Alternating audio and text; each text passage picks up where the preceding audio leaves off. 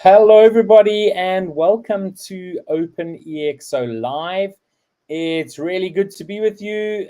Evening for me, perhaps it's the morning or the afternoon for you, wherever you are in the world. And today we have Dietmar, and he is calling in from Germany. You can see we have Christina next week, and then we are on a break. Can you believe it? It's the 1st of December today. And we are so excited to chat to Dietmar. And before we get him up on screen, I do have a few words from a few community members. And the first one comes from Oliver, and he said, I've worked with Dietmar on a number of occasions, most of them in the space of agile transformation that is linked to innovation and disruption driven by exponential technologies. His customer-focused approach and his purpose, driving for joint change for a sustainable tomorrow, are a source of energy and inspiration for those working with him. He is a key active member of the OpenExO community in the DACH region. Thank you, Dietmar, for your dedication, your energy, and inspiration you bring. Next is from Julia, and she said, Dietmar is always a great source of inspiration when it comes to improving your business model or organizational structure. With his deep experience in agile, digital transformation, and a structured yet pragmatic approach, it has been very enriching to work on several projects. Thank you for driving the DACH OpenExO community with such a high engagement in the last 2 years.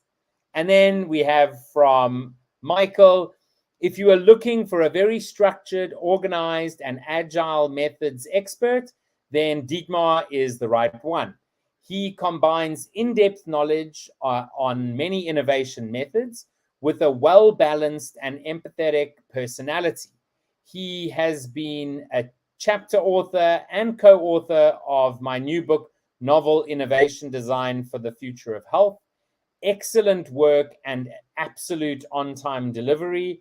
I am also very happy that Dietmar is a very active and engaged member of the DACH ExO community and someone who carefully manages our Sway projects. Anyone can be happy to have Dietmar as a project collaborator and partner. And so with that, I want to welcome Dietmar up onto screen. How are you doing this evening for you in Germany? Fine, thank you. So I must tell you that I'm a little bit moved and grateful for these quotes. Thank you very much to all the colleagues. Thank you. Thank you.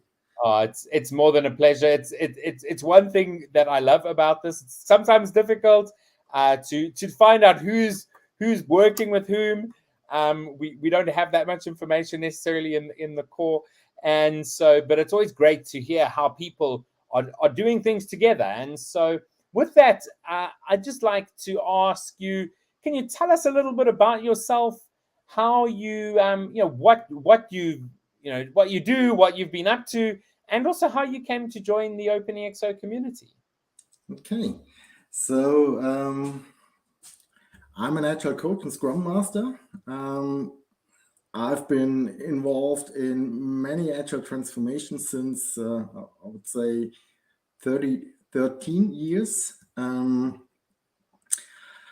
helped organizations on their way to agility, and I did it for large corporations in Germany, in the telco area, banking, automotive, and also energy. I'm also a member of the management board of Proventa, which is an IT consultancy. We have about 13 employees, and our mission is to advance digitization in Europe, especially in Germany. Okay, cool. And so mean, 13 years in sort of agile and digital transformation. I mean, a lot's changed, and a lot, I guess, is changing. You know, in those 13 years, what would you say is sort of like the shift? Or, you know, early on, you know, did people think they needed it, and now they know they need it? It'd be very interesting to understand, like, how people have seen the need for digitization. So I think digitization is so much important for every company to improve the processes, to improve the business model, to better connect to the customer. So it's getting more and more and more, and it's the top. I would say it's the top, one of the top topics in consultancy today. No, absolutely. Now, we often say, you know, that digitizing is perhaps like the entry ticket into the stadium of exponential, right? I mean, it's very hard to leverage some of the ExO attributes if you are not digitized. We have had community members working with you know, craftsmen, and there's certain attributes, perhaps like community, where you can build a community with a completely non-digital product. But how would you, you know, having now joined the community and you know, gone through some of the certifications, you know, what would you say, you know, are some of the learnings around, you know, the ExO model and exponential in its relation to sort of agile thinking and transformation? So I met Oliver Moorbach, which is a very active community member in 2019 again. And he told me about the ExO model, the attributes, and also the ExO sprints. And the story get me really hooked, because my PhD thesis is about viral marketing, and viral marketing is all about exponential growth. So the topic itself resonates with me, and also the methodology, especially the ExO sprint, which I would say is a kind of design thinking process. And this is I found really, really interesting. Then I read the book, and then I was totally convinced. No, absolutely. And so, I mean, the thing with the I mean, the ExO model itself is that, I guess, it's, I mean, as Salim often says, it's nothing new. It's just a matter of putting names to you know, to what organizations are out there doing. But in terms of the sprint methodology, I guess that does have some elements that are very different. You know, this idea of core and edge, and the idea of, you know, of the corporate immune system, right? And how to manage that. I mean, I'm pretty sure in transformation projects you've encountered the corporate immune system. You know, how you know, how have you dealt with that in the past, or, you know, and you know, now knowing the ExO model?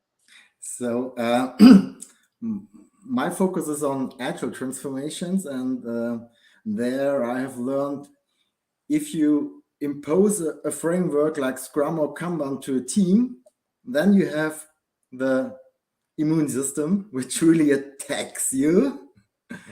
But if you invite the people to join the transformation, if you give them information about different frameworks like Kanban, Scrum, or on scaled agile models like LESS or something like that, and they can choose, then it's easier. It's easier. Because then it's their decision and not your decision as external consultant. No, absolutely, and this idea of coaching versus consulting, and and allowing people within organizations to make decisions, right? It's crazy that we actually think that someone can come in and just tell people what they should do and especially in an organization where someone's been around for a long time. It makes sense that you have that immune response, right? Now, with the ExO model, I mean, purpose is really important, right? And an MTP is really important. Having done a lot of transformation work, for you, why do you think purpose is so important? So I believe in the story of the ExO book.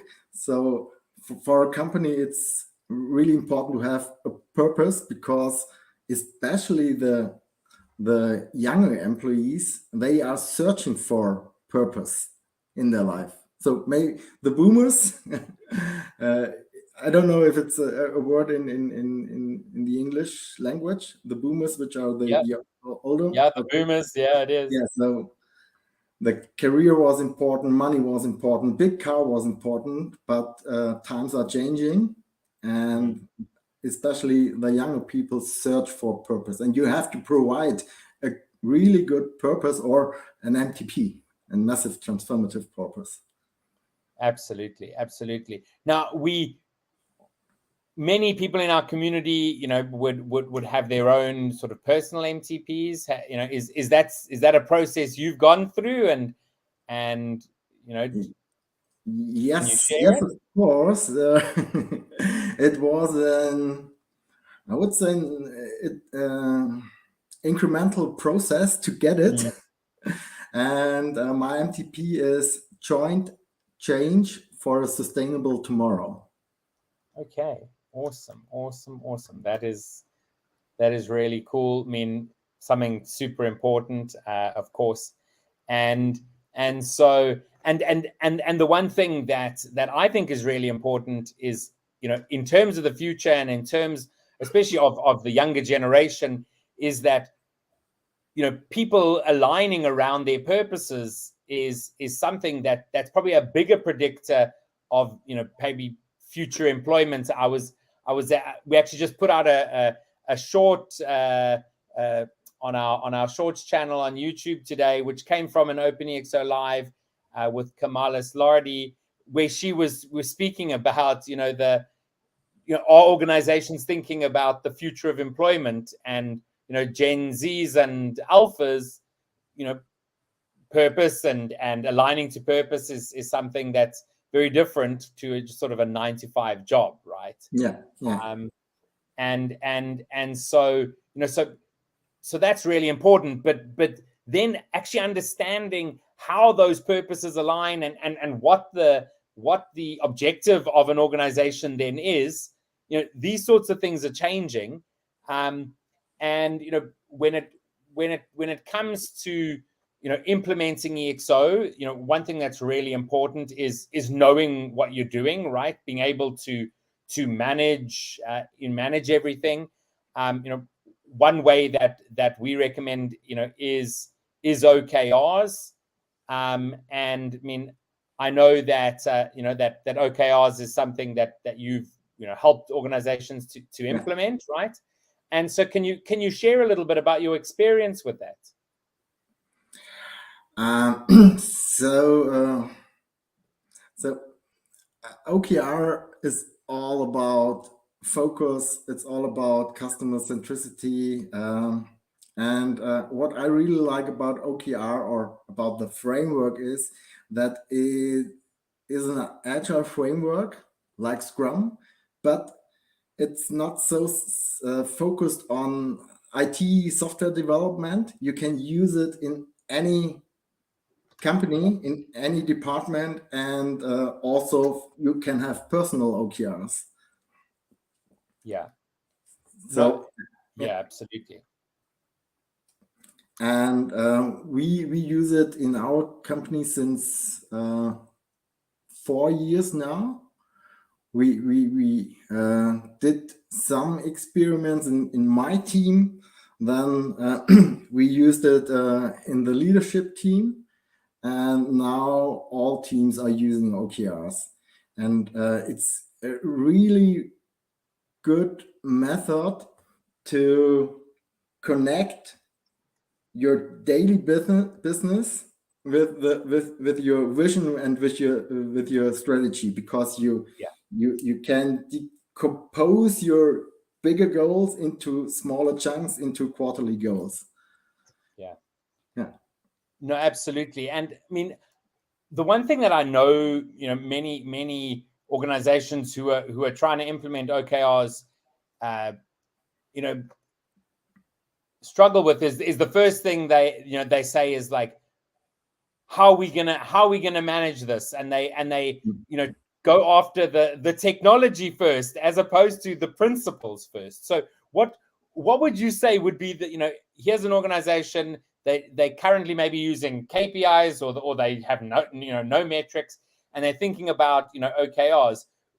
What potentially are like the first few steps? I wouldn't think step one is find an OKR platform, but I don't know, maybe it is. So the first thing is that you need a commitment from the leadership team to use OKRs. That's the first thing. Then you need a little bit training, but it's really easy to understand to write an OKR set. It's the objective, which is a qualitative statements about your goal, and you have the key results, which makes the objectives measurable. So it's easy to understand. It takes a little bit time to really write good OKRs, because the learning cycle is a quarter. So if you compare it with Scrum, in Scrum you have every 2 weeks a retrospective, and you can talk about what you can improve, and the learning cycle is a little bit longer. Yes. Yeah. No, absolutely. And the when it comes to the objectives, those are supposed to be quite a push, right? You might not achieve them, but the key results, you want to be achieving those. Although you also don't want to set things that are like too easy. Like how do you get that right? Okay. I always tell the story of Google. In Google, at Google, they say 70 is the new 100%, because you have to raise the bar a little bit higher, so that the thing is that you must the team should find ways to get to the goal, and it's not about efficiency, it's about effectiveness. So how can we really find a way to find this bigger goal, to reach it? Okay, yeah, absolutely. And now I want to shift away a bit to chat a little bit about the ExO community in the DACH region, right? We have a lot of community members around the world. Somewhere it's just one or two people in the country, and they ask the question, oh well, what could we do? And then in other regions, where there's a larger number of people, and people within the community want to connect, and so within the DACH region, which for people who don't know is like the German speaking parts of Europe, which is Germany, Austria, and Switzerland, right? And if you want to know why it's DACH, where's the CH? You probably know that that's Switzerland. Well, maybe you don't, but you can go look it up. And the D is for Deutschland. So tell us a little bit about what the community there is doing, and how you connect,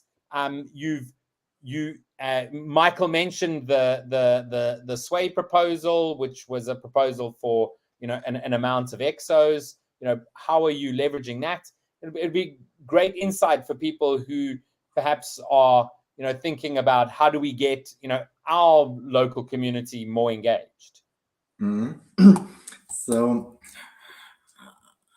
I think also we want to build a strong local community. So we are searching or want to identify the local needs, the local exponential champions, because if you go to a German machine builder and you tell him a story about Uber or Airbnb, then he says, hey, I'm building machines. I'm not Airbnb. So Yes. it's really key to bring the thing on a local basis, Yes. and that it's better understood. So, and what we are doing, we conduct several communities meetings. At the beginning, we did it really on a monthly base. We published several papers, especially due to Michael Frieber's new book. We have keynote speeches on conferences, and Oliver Moorbach and Michael Frieber also build networks not only within our region but also on an international level. Yeah, no, absolutely. And I know that there's quite a few folks who are interested in the health space as well. Michael and Julia as well. And so I guess there is often a health angle to what you're doing, but we really do hope, and especially as we're actually driving a change in the platform as well, to try and give people the opportunity to find each other better, to connect more, and that localization is so important. Translating things into local languages, but also local case studies, right? Because it's when you can say, hey, here is especially if you could say, here's a German manufacturer of something that's far from digital, and look what they've done. That's a lot more meaningful, I guess, than as you've said, like you need to be doing what Uber's doing, because that's really not where we're going to get the biggest change. So with that, we pretty much coming to the end of the time. As I said to you before, the time does sort of fly by, and I always like to end off by asking, what is the one thing that you think is important for people to know, or understand, or hear? So